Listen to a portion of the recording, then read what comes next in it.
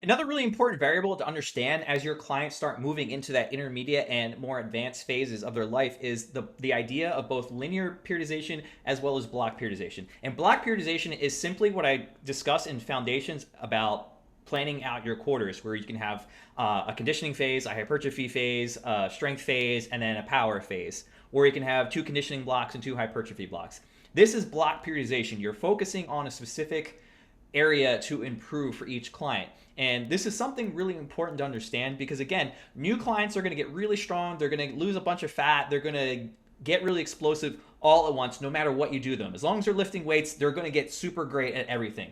But at a certain point, as they start making that transition into an intermediate client, we have to start structuring their program a little bit different. Again, this is what I discussed at the beginning of this course, or excuse me, this module.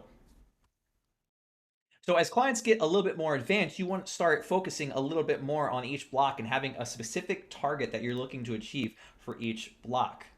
But just to make it clear that we want the linear periodization and the block periodization. Linear periodization will exist within each block. So for instance, for linear periodization, here's a very simple example. Let's just say you're squatting 100 pounds for week 1.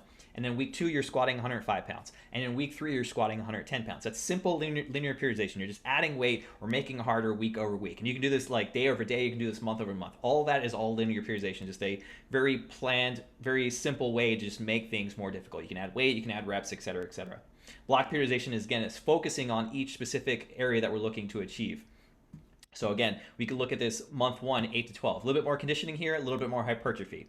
And then month 2, we're going to go a little bit heavier. So a little bit more hypertrophy and some strength focus, less conditioning, obviously. And then month 3, we're doing sets 3 to 5. This is all strength and power. There's no conditioning. There's a teeny bit of hypertrophy, but not really. And then what's really important to understand about this process is we want to start over again with the higher reps. So we can go 8 to 12 again, or we can go 10 to 15, or we can go 12 to 15, or we can just go 6 to 10. But we're going to go from a lower rep range back up to a higher rep range.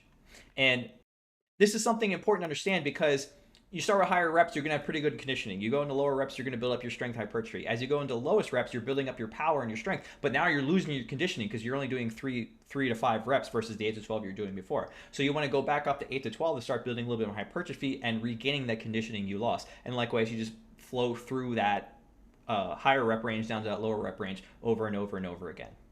So this is how linear periodization will exist within block periodization. So month 1, again, we're doing sets 8 to 12. And again, we're doing that squat. Week 1, 100 pounds. Week 2, 105 pounds. Week 3, 110 pounds. And then we're moving into month 2. We're going to do 115 pounds week 1, 120 pounds week 2, and then 125 pounds week 3. And then a deload week for week 4. And then month 3, we're doing 3 to 5. And we're starting at 130 pounds going up to 140. And then we're going to restart month 4 back at that 8 to 12 to regain some of that conditioning that we lost. So 112, or excuse me, 8 to 12 reps. But now we're starting at 110 pounds because we're stronger. And it might not be 110 pounds. It might be 115. It might be 120. But just to give you an idea that we're starting at a higher weight than we did previously. So this first block, we started at 100 pounds. This second block, we're going to start at 110 pounds. And likewise, we're going to see that cycle repeat itself. We started at 115 for month 1, block 1, or excuse me, block 2. And then block 5, we're starting at 125. And then likewise, block 3, we start at 130. Block 6, we're starting at 140. So this cycle will repeat itself over and over and over again. And again, you don't have to use 8 to 12 and 6 to 10 and 3 to 5. This is just to give you an example. You could start like 10 to 15, or you could start 12 to 15. And you could do like 5 to 10, not 6 to 10, or you can do like 1 to 5. So this is show you blown out how this works and why this works, because you want to start again at the higher rep ranges to increase conditioning, and then you're slowly lowering it over time to get stronger and bigger and stronger, and then you're starting over again at higher rep ranges to regain that lost conditioning.